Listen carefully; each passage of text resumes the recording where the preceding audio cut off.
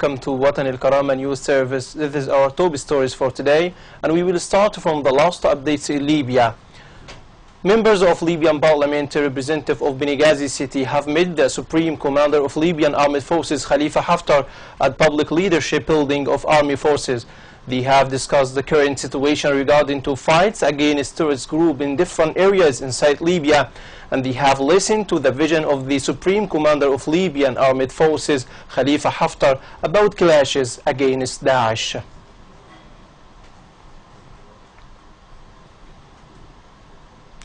Hundreds of people have protested in Al-Marj city asking for stopping national dialogue in Geneva, which aimed to form a national unity government. The protesters called for forming military council, the Supreme Commander of Libyan Armed Forces, Khalifa Haftar, to be the head of the council in order to lead Libya. The protesters promised to continue their demonstration until the achieving of their demands. The UN says a new round of talks aimed at ending more than a year of violence and political chaos in Libya has opened in Geneva. Bernardino Leon, the UN Special Representative for Libya, was mediating the latest round of talks that opened in the Swiss city on Thursday. The UN has been brokering talks aimed to establishing a unified government, and the September 3 and 4 talks are the latest round in long-running peace negotiations. Faraj Yassin, the Tobruk representative in the National Dialogue Committee, said that the international community has double standards towards Libyan crisis and terror. Yassin added that the international community fights against Daesh in Iraq and Syria, but merely fights in Libya. The international community is putting pressure on the Libyan legal parliament to accept a national unity government with the Muslim Brotherhood return, Yassin has said. He also condemned sending weapons and ammunition by Turkey for terrorists to fight the Libyan armed forces. Libyan Foreign Minister Mohammed Adari discussed with the Chinese Deputy Foreign Minister Chang Meng means of promoting joint cooperation in the various fields, as well as the current Libyan crisis.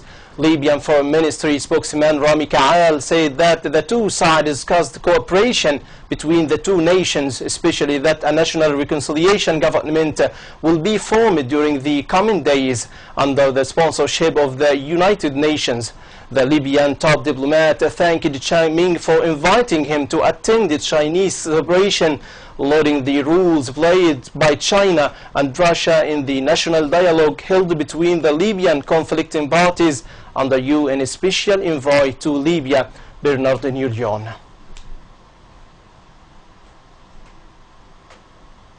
Algeria, Niger and Chad will meet Sunday in Algeria to consider the latest development in the sub-region, especially Libya. The meeting will bring together Minister of Maghreb Affairs, African Union and the Arab League, Abdel Qadir Mishal, Niger Minister of Foreign Affairs, Cooperation and African Integration, Kani Ploma, and the Chad's Minister of Foreign Affairs and African Integration, Musa Mohammed. The statement underlined. The meeting will make it possible to renew the three countries' commitment to assisting the Libyans in the search for a political solution under the aegis of the United Nations, the statement stressed. The military interference in Libya for fighting terrorist Daesh group will lead to more complex situations, the British ambassador in Cairo, John Casson, has said. Casson confirmed that the only solution for fighting terrorist Daesh group is that the Libyans themselves must fight against Daesh. He added that the international community must support Libya to end its crisis, and the only solution for Libya to form a national unity government. The Chief of Staff for Libyan Armed Forces, Abdul Razik al-Nuzari, has met with Benghazi fighter leaders. They discussed the difficulty that they are facing in their fight against Daesh and the uniting efforts to defeat Daesh. The UK is to provide a resettlement to 1,000 more Syrian refugees in response to the worsening humanitarian crisis, David Cameron has announced. No figure has been decided, but the Prime Minister said the extra refugees would come from camps bordering Syria, not from among those already in Europe. Britain, he said, would act with head and heart to help those most in need.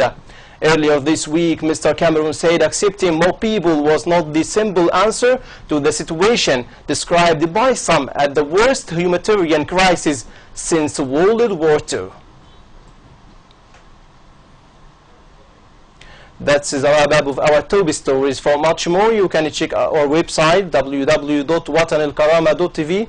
Thanks for being with us. See you next time. Until then, leave you in the care of Allah. Best regards.